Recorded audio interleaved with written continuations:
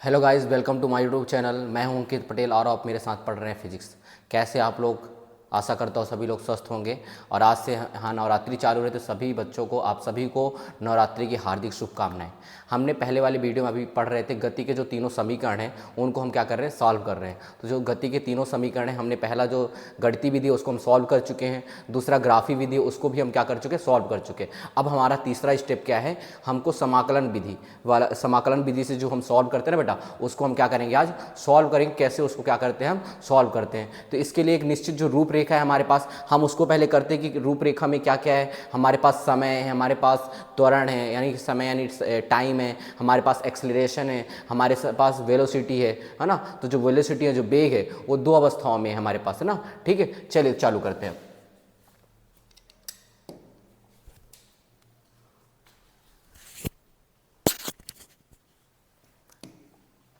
तो हम पढ़ रहे क्या बेटा, फिजिक्स थोड़ा सा इसे कर देते हैं जिससे कि थोड़ा सा मोटा कर ले। तो हम पढ़ रहे हैं फिजिक्स। हमारा टॉपिक क्या है, गति के तीनों समीकरण। गति के समीकरण है ना बेटा, गति के क्या है, समीकरण। गति के समीकरण हमारे क्या है, टॉपिक का नाम है। हमारे टॉपिक का नाम क्या है, गति के समीकरण। तो इसकी जो रूपरेखा है, क्या करते हैं कि माना कि कोई वस्तु है, क्या है बेटा, माना कि कोई वस्तु है, माना कि कोई वस्तु एक विमीय गति से गतिमान है। ठीक है, किस गति से, एक विमीय गति बता चुका हूं आपको कि एक विमीय गति क्या होती है। एक विमीय गति से गतिमान है। ठीक, एक विमीय गति से गतिमान है, जिसमें हम अब किससे कर रहे हैं, समाकलन विधि से। तो इसमें अलग अलग फलन लेंगे। समय के लिए हमारे पास क्या है, टी है, और वेग के लिए क्या है, भी है, और त्वरण के लिए क्या है, ए है। ठीक है, तो वस्तु की स्थिति, ठीक बेटा, क्या, वस्तु की स्थिति एक्स हो गया, वेग भी हो गया, त्वरण क्या हो गया बेटा, ए, तथा अब क्या बचा, समय, तथा समय क्या है बेटा, टी। समय हो गया क्या, टी के क्या है, फलन है ये लोग, क्या है ये लोग, फलन है।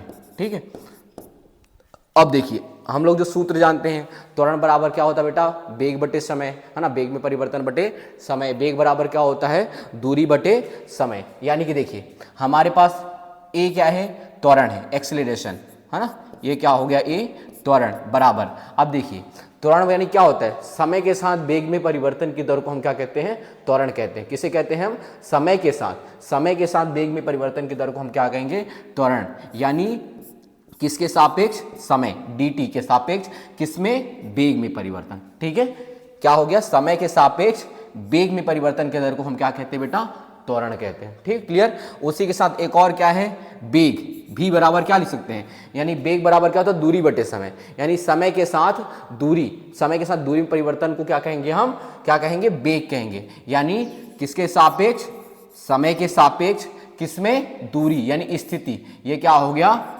dx हो गया। ये ठीक है, दो तीन चीजें ही इसकी रूपरेखा हो गई कि माना कि कोई वस्तु है जो कि एक विमीय गति से क्या कर रही है बेटा, गतिमान है। माना कि कोई वस्तु है जो एक विमीय गति से क्या है, गतिमान है, जिसमें वस्तु की स्थिति x, वेग भी, त्वरण a तथा जो समय है, समय क्या है, t के फलन है। ठीक है, ये जो हम फलन है, स्थिति का फलन क्या है, x है, वेग का फलन भी है, त्वरण का a है, और समय का क्या है, t है। ठीक है, कि क्या है, फलन है। यानी कि त्वरण बराबर, त्वरण की परिभाषा होती है वेग में परिवर्तन बटे समय, यानी dv बटे dt। और ये क्या हो गया, वेग हो गया, ये क्या हो गया बेटा, वेग, है ना, ये क्या हो गया, वेग, यानी वेग बराबर क्या हो गया, dx बटे dt हो गया। ठीक है, तो अब चलिए हम गति का प्रथम समीकरण सॉल्व करते हैं। पहला क्या सॉल्व करना है,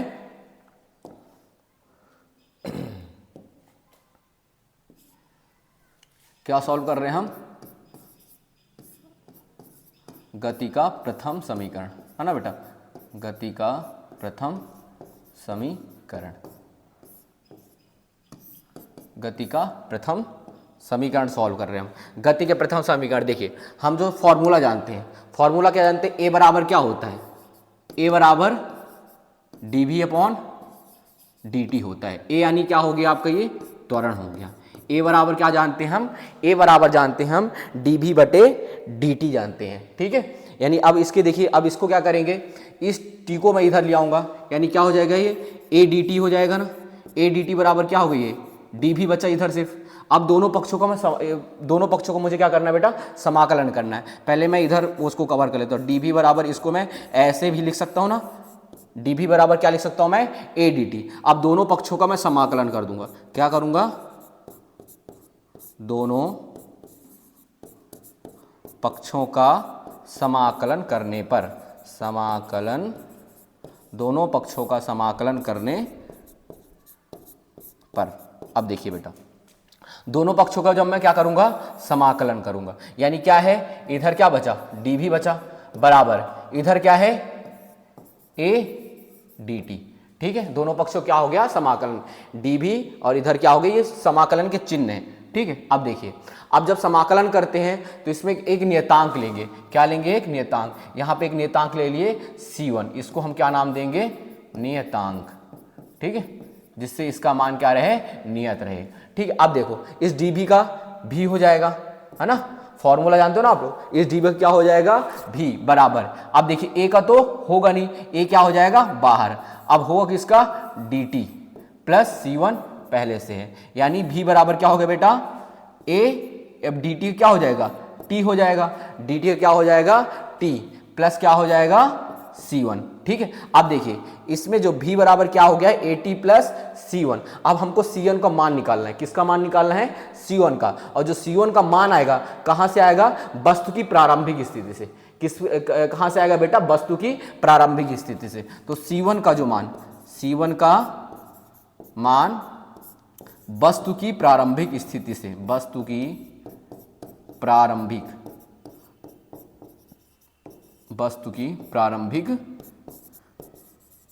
स्थिति से प्राप्त करेंगे,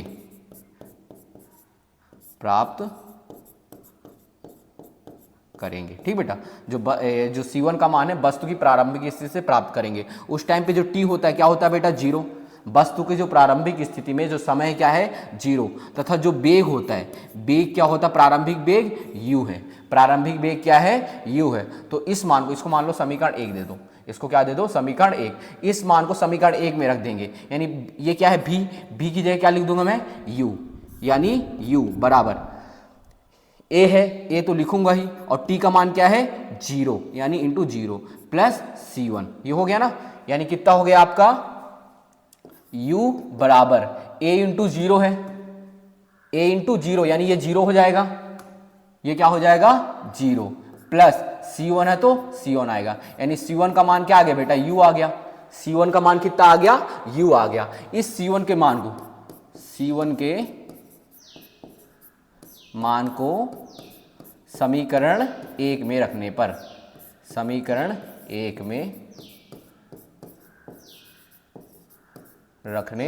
पर, अब इस c1 के मान को हम किस में रख देंगे बेटा, समीकरण 1 में। ये समीकरण 1 है हमारा, ये क्या है, समीकरण 1। समीकरण 1 क्या है, v बराबर at प्लस c1। c1 का मान क्या आ गया हमारे पास, u, यानी क्या है,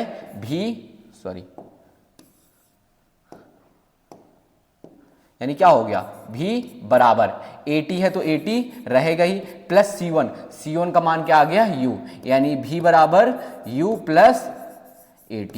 ये आपका आ गया बेटा गति का पहला समीकरण। इसी को हम कहेंगे क्या, गति का प्रथम समीकरण। समझ आ गया ना आपको, गति का प्रथम समीकरण। सीधे सीधे फॉर्मूला से लेके चलेंगे, सरल है, सीधे सीधे फॉर्मूला से, त्वरण के फॉर्मूले से लेके चलना है। त्वरण बराबर हमने लिखा ही था, त्वरण बराबर क्या होता है डी भी अपॉन डी टी। अब इस डी टी को मैं इधर लिया हूं, यानी ये क्या हो गया ए डी टी हो गया, ए डी टी बराबर क्या हो गया डी भी हो गया। अब इसको मैं लेफ्ट हैंड साइड को राइट हैंड साइड में लिख दिया हूं, राइट हैंड साइड को लेफ्ट हैंड साइड में, यानी क्या हो गया डी भी बराबर ए डी टी हो गया, डी भी बराबर क्या हो गया है ए डी टी। अब दोनों पक्षों का मैं समाकलन कर दूंगा, ये लेफ्ट हैंड साइड बराबर राइट हैंड साइड लिखा है, दोनों पक्षों लेफ्ट हैंड साइड में भी समाकलन करूंगा और राइट हैंड साइड में भी क्या करूंगा समाकलन करूंगा। अब देखिए ये समाकलन का चिन्ह लग गया है, समाकलन dv बराबर समाकलन a dt प्लस, जब समाकलन कर रहे हैं तो इसमें एक नियतांक लगाएंगे, डायरेक्ट हम क्या लगाएंगे नियतांक लगाएंगे। जब हम कुछ किसी का डायरेक्टली समाकलन करते हो तो उसके मान को नियत रखने के लिए हम क्या लगाते हैं उसमें नियतांक, इसलिए हम उसमें क्या लगाए हैं नियतांक एक c1 लगाए। अब देखिए dv का समाकलन क्या हो गया v हो गया है, सूत्र होता है जो बेटा क्या होता है dx बराबर होता है x होता है, ये dx बराबर क्या होता है x, ये फॉर्मूला है समाकलन का, आपको याद करना पड़ेगा, ठीक है। यानी dx का जो समाकलन होता है क्या होता है बेटा dx बराबर क्या होता है x होता है, यानी यहाँ पे v है तो क्या हो गया ये v बराबर a, ये अब देखिए a का तो समाकलन होगा नहीं t के सापेक्ष, a का समाकलन t के सापेक्ष होगा नहीं, यदि a होता तो होता उसका, लेकिन वहां पे अंदर किसके सापेक्ष हो रहा है t के सापेक्ष, यानी उसका होगा नहीं, यानी a को हम क्या कर लिए बाहर कर लिए। अब ये अंदर क्या बचा dt, यानी समाकलन dt प्लस c1 लिखा है तो ये c1 लिखा है। देखिए अब v है तो ये v आ गया बराबर a है, a बाहर है। अब देखिए dt का जैसे यहाँ पे x है, dx का x हुआ तो dt का समाकलन क्या होगा t होगा प्लस c1। अब देखिए यानी हमारे पास क्या आया है v बराबर a t प्लस c1, ये गति ये इस को हम क्या दे देंगे पहला, इस समीकरण को मतलब इसको नाम दे दिए हम पहला समीकरण नाम दे दिए। अब देखिए हमको c1 का मान निकालना है, c1 का मान कहाँ से आएगा बेटा जब वस्तु की प्रारंभिक स्थिति से, c1 का मान कहाँ से आएगा वस्तु की प्रारंभिक स्थिति से, यानी क्या कर लिए देखो वस्तु की जब प्रारंभिक स्थिति में समय तो जीरो था, समय क्या था जीरो था, और जो उसका वेग है प्रारंभिक वेग क्या है u है, यानी देखिए अब इस मान को हम समीकरण इसमें रखेंगे, किस में रखेंगे इस वाले में, यानी v यानी क्या है वेग है, अब वेग हमारा क्या है u है, यानी यहाँ पे हम ये भी लिख सकते हैं v बराबर u लिखेंगे, हम क्या लिखेंगे v बराबर u, यानी v की जगह क्या लिख दिया मैंने u बराबर a है तो a इंटू टी का मान क्या है बेटा जीरो है, t का मान क्या है जीरो बराबर, यानी a क्या हो गया a into zero plus c1 है तो c1 रह गई, यानी u का मान क्या आ गया हमारे पास u का मान आ गया u बराबर क्या हो गया c1, यानी c1 का मान क्या आ गया अपने पास u आ गया, c1 का मान क्या आ गया u।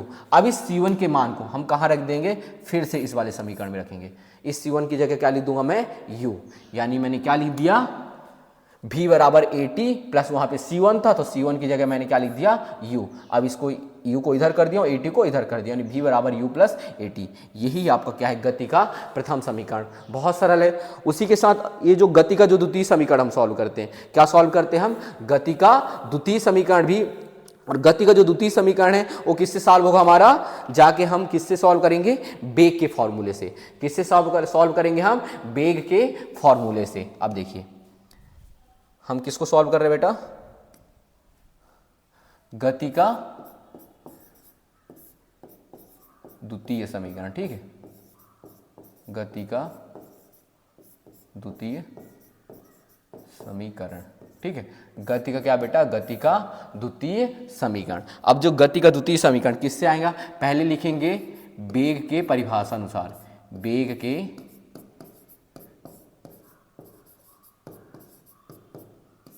परिभाषा अनुसार, ठीक है वेग के परिभाषा अनुसार क्या होता है वेग बराबर v बराबर dx अपॉन dt, यही होता है ना, वेग बराबर क्या होता है वेग बराबर होता है dx अपॉन dt। अब देखिए फिर से करूंगा, इस dt को मैं इधर लाऊंगा, ये क्या हो गया v dt हो गया ना, ये क्या हो गया v dt बराबर ये क्या हो गया dx, यानी कि फिर से मैं लेफ्ट हैंड साइड को राइट हैंड साइड में लिख दूंगा और राइट हैंड साइड को लेफ्ट हैंड साइड में, यानी इसको इधर लिख दिया इसको इधर लिख दिया, यानी क्या हो गया dx बराबर ये क्या हो गया v dt, ये हुआ ना dx बराबर क्या हो गया v dt। अब देखिए इन दोनों पक्षों में क्या करूंगा समाकलन करूंगा, इन दोनों पक्षों क्या करूंगा मैं समाकलन करूंगा, तो क्या लिख दिया मैंने दोनों पक्षों का समाकलन करने पर, दोनों पक्षों का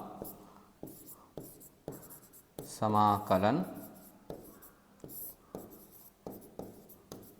दोनों पक्षों का समाकलन करने पर, यानी इसका होगा तो क्या हो जाएगा ये dx बराबर, अब देखिए dx बराबर इसका क्या हो जाएगा v dt प्लस एक नियतांक लिखना है ना हमको, प्लस नियतांक क्या लिखेंगे इस बार c2, उस बार c1 लिखे थे, इस बार क्या लिख दिए c2। ये क्या है बेटा नियतांक है ना, ये क्या है नियतांक, यानी v dx बराबर क्या हो गया हमारा v dt, यानी क्या है dx बराबर v dt प्लस c2, यही है ना। अब देखिए dx का समाकलन x होगा, dx का समाकलन क्या होगा, सरल है, dx का समाकलन क्या होगा x बराबर, अब देखिए v का तो होगा नहीं t के सापेक्ष, यानी v को मैं बाहर रखूंगा, 1 मिनट सॉरी यहां से अभी नहीं है ना, इस v1 के मान में अभी क्या करूंगा मैं v dt प्लस c2 हो गया, क्या हो गया x बराबर v dt प्लस c2। अब देखिए इसको दे दिया मैंने समीकरण 2 दे दिया, इसको क्या दे दिया समीकरण 2,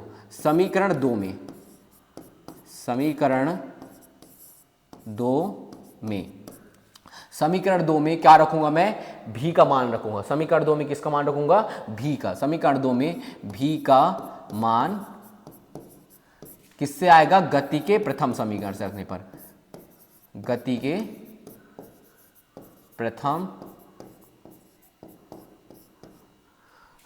के प्रथम समीकरण से रखने पर, ठीक बेटा, गति के प्रथम समीकरण से रखने पर, यानी क्या हो गया x बराबर ये v है, v का मान क्या होता है बेटा u प्लस ए टी, है ना, v का मान क्या है u plus A T, v का मान क्या है u प्लस ए टी, यानी उसमें मैंने क्या रख दिया v की जगह u प्लस ए टी, और dt है तो ये dt रहेगा ही, प्लस क्या हो गया बेटा c2 हो गया, प्लस क्या हो गया c2, यानी देखिए x बराबर इसके साथ भी होगा और इसके साथ भी समाकलन होगा, इसके साथ भी समाकलन होगा, यानी क्या हो गया u dt प्लस ये क्या हो गया at dt, ठीक है समझ गए ना।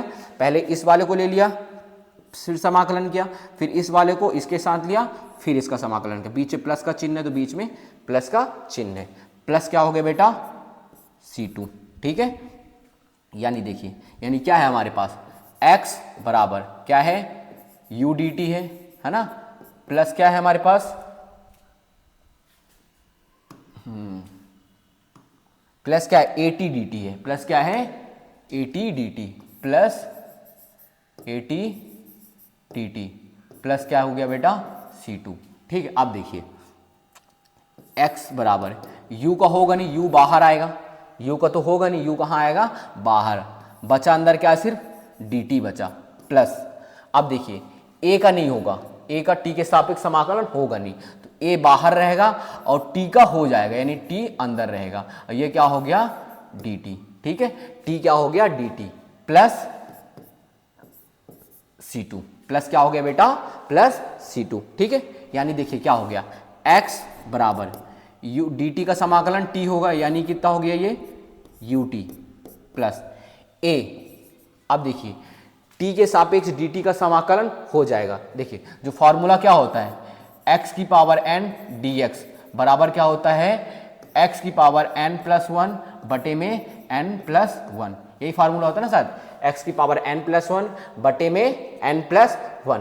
अब देखिए हमारे पास x था यहाँ पे क्या है t है, यानी क्या हो जाएगा x की जगह मैं क्या लिख दूंगा t, यानी t की पावर n प्लस 1, यानी क्या है यहाँ पे 1 है, यानी 1 धन 1, 1 धन 1 बटे में n क्या है 1 धन 1 प्लस क्या हो गया बेटा c2, ठीक है। यानी देखिए x बराबर ये क्या हो गया ut प्लस ये क्या हो गया a, ये स्क्वायर बन गया यानी at स्क्वायर बटे में 2 प्लस c2, क्लियर। अब इस देखिए इस c2 का मान फिर से हमको निकालना है, इस c2 का मान कहां से आएगा वस्तु की प्रारंभिक स्थिति से, c2 का मान वस्तु के प्रारंभिक स्थिति से प्राप्त होगा, वस्तु के प्रारंभिक स्थिति से क्या होगा बेटा, प्राप्त होगा, वस्तु के प्रारंभिक स्थिति से प्राप्त होगा। ठीक है, यानी देखिए, यानी क्या हो गया, वस्तु की प्रारंभिक स्थिति स्थिति यानी वस्तु की प्रारंभिक स्थिति क्या थी, x बराबर x0। वस्तु की प्रारंभिक स्थिति क्या थी, x0 थी, और समय क्या था बेटा, t बराबर 0। t बराबर क्या हो गया, 0, है ना। यानी देखिए क्या हमारे पास क्या है, x की जगह मैं क्या लिख दूंगा, x0 बराबर, x की जगह क्या लिख दिया, x0। ये और क्या है, ut है, ये क्या है, ut, यानी क्या हो गया, u इंटू टी का मान क्या है, 0, t का मान क्या है, 0, प्लस at²/2, प्लस क्या है, at²/2, यानी प्लस a इंटू t² यानी 0 बटे में 2, प्लस और क्या बचा है, c2, यानी प्लस क्या हो गया, c2 प्लस c2। अब देखिए यानी क्या हो गया, x0 बराबर u इंटू 0 यानी 0, प्लस ये भी 0 प्लस c2, यानी c2 का मान कितना आ गया बेटा, x0। c2 का मान क्या आ गया है, x0। इस x0 को मैं कहाँ लिख दूंगा, इस वाले में, इस x0 कहाँ लिख दूंगा, इस c2 की जगह मैं x0 लिख दूंगा। यानी क्या हो गया, x बराबर क्या था, ut है, प्लस at² बटे में 2, प्लस c2 था, तो c2 की जगह क्या लिख दिया मैंने, x0 प्लस x0। यानी देखिए इस x0 को मैं इधर ले आऊँगा, यानी क्या हो जाएगा, x माइनस x0 बराबर क्या हो गया, ut प्लस 1/2 at²। अब देखिए ये वस्तु की अंतिम स्थिति है, ये वस्तु की प्रारंभिक स्थिति है। x क्या है, वस्तु की अंतिम स्थिति, और x0 क्या है, वस्तु की प्रारंभिक स्थिति। तो क्या हो जाएगा ये, यानी इसके बीच में जब अंतिम स्थिति से प्रारंभिक स्थिति को घटा देंगे तो हमको क्या प्राप्त हो जाएगा, विस्थापन। हमको क्या प्राप्त हो जाएगा, विस्थापन। और विस्थापन को हम किससे प्रकट करते हैं बेटा, s से। तो s बराबर क्या हो गया, ut प्लस 1/2 at और स्क्वायर, और यही है गति का दूसरा समीकरण। यही क्या है बेटा, गति का दूसरा समीकरण। s बराबर ut प्लस हाफ at², यही क्या है, गति का दूसरा समीकरण। बहुत सरल है ना, सीधे सीधे सूत्र से आते जाएंगे, सूत्र से चलते जाएंगे, पूरा का पूरा हमारा ये सॉल्व, जो गति का पहला समीकरण भी है, गति का दूसरा समीकरण भी है, और गति का तीसरा समीकरण भी है। ये तीनों समीकरण हम एक नॉर्मल सूत्र से डायरेक्ट करते आएंगे और हम क्या कर लेंगे, प्राप्त कर सकते हैं। ठीक है, यानी s बराबर हमारा क्या आ गया, ut प्लस हाफ at²। ये क्या हो गया, गति का द्वितीय समीकरण। अब देखिए, अब हमारे पास क्या बचा, गति का तृतीय समीकरण बचा। अब हम सॉल्व करने जाते हैं क्या, गति का तृतीय समीकरण। गति का तृतीय समीकरण, गति का तृतीय समीकरण। गति का पहला भी हो गया, गति का दूसरा समीकरण भी हो गया, और गति का तीसरा समीकरण भी हो गया। अब देखिए इसमें क्या करते हैं, इसमें फिर से हम त्वरण के फॉर्मूले से जाएंगे। किससे जाएंगे, त्वरण के फॉर्मूले से। तो देखिए क्या लिखेंगे, त्वरण के परिभाषानुसार, त्वरण के परिभाषानुसार, त्वरण के परिभाषानुसार त्वरण बराबर क्या होता है बेटा, a बराबर dv/dt, यही होता है ना, a बराबर क्या होता है, dv/dt। अब देखिए इस साइड दोनों ऊपर और नीचे में एक कुछ ना कुछ तो करना पड़ेगा सॉल्व करने के लिए ना, तो इसमें हम क्या करते हैं, ये ध्यान रखना हमको कि ऊपर नीचे दोनों साइड dx का क्या करेंगे, गुणा करेंगे। यानी देखिए a बराबर क्या लिख दिया, dv/dt इंटू dx/dx। ठीक है, ऊपर भी कर दिया नीचे भी कर दिया, कोई मतलब नहीं, अगर काट भी देंगे तो कट भी जाएगा, एक आएगा। ठीक है, यानी देखिए, यानी a बराबर, अब इसको सिर्फ जो हर वाला है ना, इसको इधर कर दूंगा और इसको इधर कर दूंगा, यानी क्या हो गया, dv/dx इंटू ये dx/dt। ठीक है, dv/dt था तो क्या लिख दिया मैंने, dv/dx इंटू dx/dt। अब देखिए ये जो फॉर्मूला है यहाँ पे, ये क्या हो गया, dx/dt। ये किसका फॉर्मूला है, वेग का, है ना, ये किसका फॉर्मूला है, वेग का। यानी इस dx/dt की जगह मैं क्या लिख सकता हूँ, v लिख सकता हूँ ना, dx बटे dt की जगह क्या लिख सकता हूं मैं, v। यानी देखिए,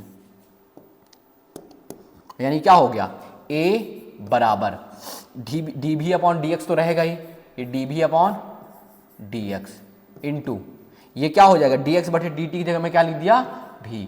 यानी a बराबर क्या हो गया बेटा, v dv अपॉन dx। ठीक है, v dv अपॉन dx। इस dx को मैं इधर ले आऊंगा, यानी क्या हो जाएगा बेटा, a dx हो जाएगा, बराबर बराबर क्या बचा इधर, v dv। इधर क्या बचा, v dv। यानी a dx बराबर क्या हो गया, v dv। यानी v dv बराबर क्या हो गया बेटा, a dx। अब देखिए, अब फिर से हम जैसे हर समीकरण में दोनों पक्षों समाकलन कर रहे थे, समाकलन विधि से हम कर रहे हैं ना, तो दोनों पक्षों का हम क्या करेंगे, फिर से समाकलन करेंगे। तो दोनों पक्षों का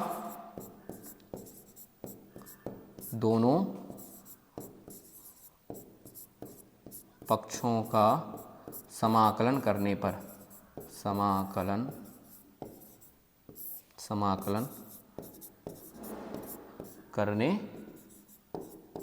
दोनों पक्षों क्या करेंगे बेटा, दोनों पक्षों का क्या करेंगे हम, समाकलन करेंगे। यानी क्या, देखिए हमारे पास क्या था, v dv बराबर क्या है बेटा, हमारे पास a dx है ना, a dx यही है ना, v dv बराबर a dx। अब दोनों पक्षों क्या करेंगे, समाकलन कर देंगे, ये समाकलन का चिन्ह लगा दिया हम। और दोनों पक्षों के जब हम समाकलन करेंगे तो उसमें क्या लगाएंगे, एक नियतांक लगाएंगे, और बिना नियतांक के हमारा मान आएगा नहीं। यानी प्लस एक नियतांक क्या लगा दिए, C3 लगाएंगे। इस बार पहले वाले में C1 लगाए, दूसरे वाले में C2 लगाए, तीसरे वाले में C3 लगाएंगे। C3 क्या है बेटा, ये नियतांक है। ठीक है, समझ में आ गया सब ना, ये क्या हो गया, नियतांक। यानी देखिए, ये फिर से फॉर्मूला लग जाएगा, v dv, v के सापेक्ष तो हो जाएगा समाकलन, यानी क्या हो जाएगा, v स्क्वायर बटे में 2 बराबर a का तो होगा नहीं, a बाहर आ जाएगा, और dx का होगा तो क्या हो जाएगा, x है ना, प्लस C3, यही है ना, प्लस क्या हो गया, C3। अब यानी देखिए क्या हो गया यहाँ पे, यानी अब क्या हो गया, v स्क्वायर बटे 2 बराबर ax प्लस क्या हो गया, C3। अब देखिए, इस C3 का मान बेटा वस्तु के प्रारंभिक स्थिति से हमको क्या होगा, प्राप्त होगा। इस C3 का मान कहाँ से प्राप्त होगा, वस्तु के प्रारंभिक स्थिति से। तो C3 का मान प्राप्त करने के लिए, C3 का मान प्राप्त करने के लिए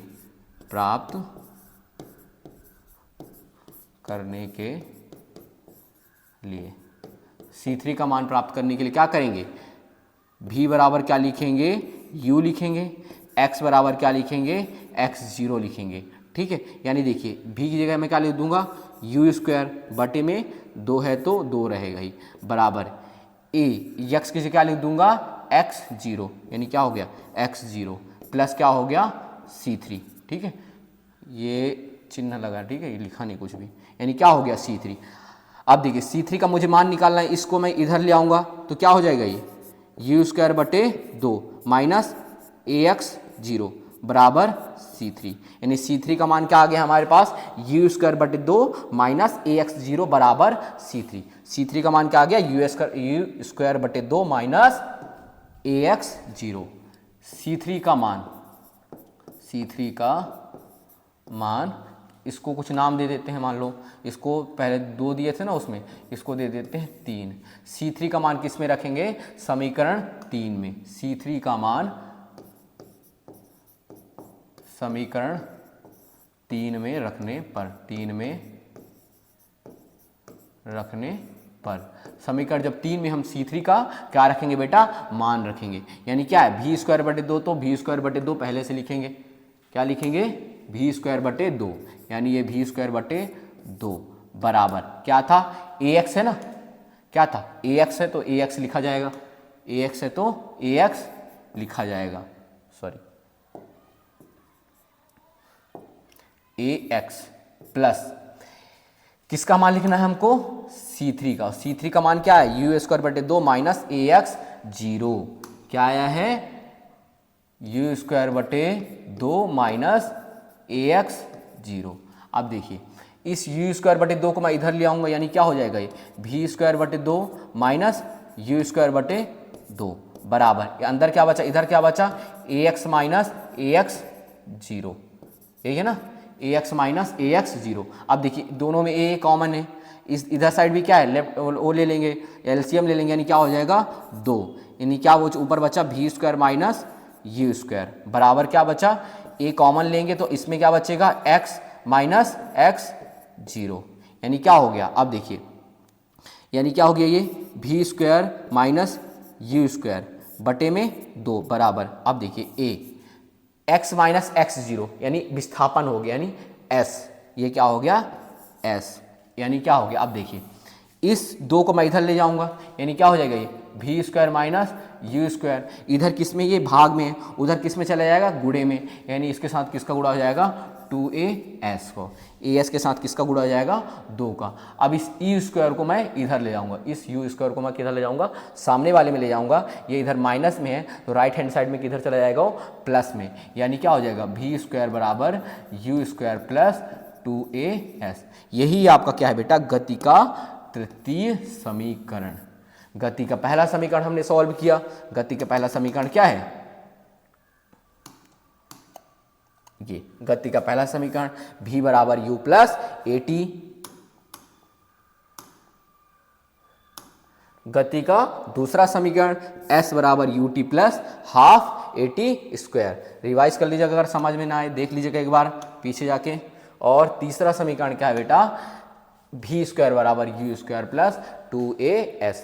इसी तरह हमने गति का जो तीनों समीकरण है तीनों फॉर्मेट में हमने सॉल्व कर लिया है ना। गति का पहला समीकरण, गति का दूसरा समीकरण, गति का तीसरा समीकरण, और गति के जो तीनों समीकरण हमने तीनों फॉर्मेट कैसे हो गए, पहला गणितीय विधि वाला हो गया, दूसरा ग्राफी विधि वाला, और तीसरा समाकलन विधि वाला, जो हमने अभी किया है। आपने यदि अभी गणितीय विधि वाला नहीं देखा तो जाके पीछे से देख लीजिए, पीछे वाली वीडियो में और ग्राफी विधि वाला भी डाला गया है। और ये हमारा है कौन सा समीकरण है, एक गति का तीनों समीकरण है और किस में है, समाकलन विधि से है। और इसी तरह पढ़ते रहिए और मेरे साथ जुड़ने के लिए धन्यवाद। और अभी तक यदि आपने चैनल को सब्सक्राइब नहीं किया तो प्लीज़ जाके चैनल को सब्सक्राइब करें। धन्यवाद।